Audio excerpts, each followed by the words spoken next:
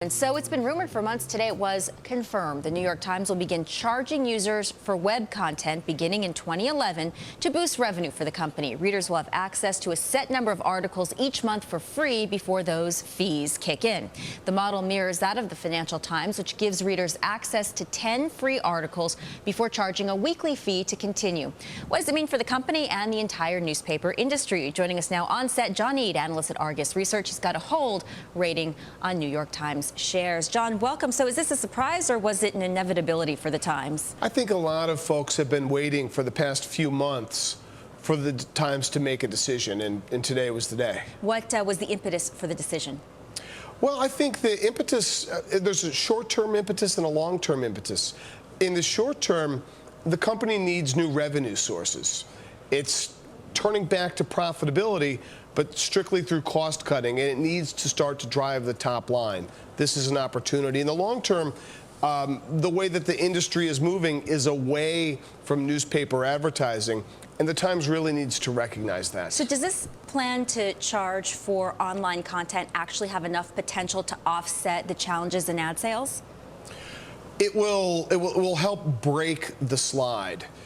It's too early to say whether it will catch on and truly drive revenue growth. But if you think about the newspaper, they probably have about 1.5 million subscribers across all their newspaper properties. You know, paying, I don't know, $500, $600 a year for a New York Times subscription.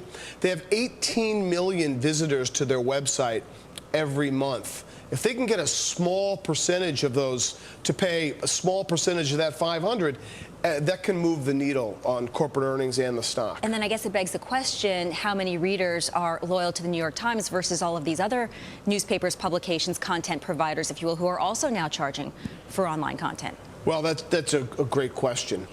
The Times certainly will be able to point to its rich history of journalism, its cabinet full of Pulitzer Prizes. It still has the largest staff of journalists in the country. They'll try to differentiate their product through quality and try to get people to pay. All right, so Bloomberg spoke to Warren Buffett earlier today. Now, back in May, Buffett said that he would not buy newspaper companies at any price, citing, quote, unending losses. Worth noting he owns a small percentage of Washington Post. Has the industry changed? I mean, does he have a point? The stock prices have actually done better since Warren Buffett said he wouldn't buy them. But I think that's linked to an overall recovery in the economy and in the expectations for advertising spending. 2010 is going to be better than 2009. If you look out to 2015, though, the advertising categories that are really growing are online content, not newspaper or radio or magazine, the traditional So overall, outlets. have things changed enough since May where newspapers are now a good, potentially cheap investment? What's your forecast for New York Times shares?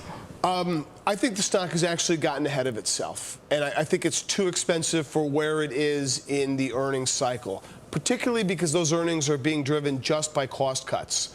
If they can start to drive top-line growth through programs like selling online content, in addition to online advertising through About.com and other channels, then I think you've got a better story. The one I like right now is Gannett.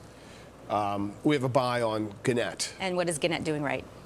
Gannett is gone faster with the cost cuts. It's benefiting from lower newsprint prices, but it's more diversified around the country.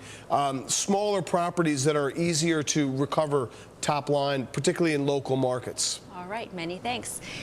John Eade, the analyst with Argus Research, talk about the New York Times and the overall newspaper industry. Many thanks for your time and your insights. Certainly appreciate it. Thank you.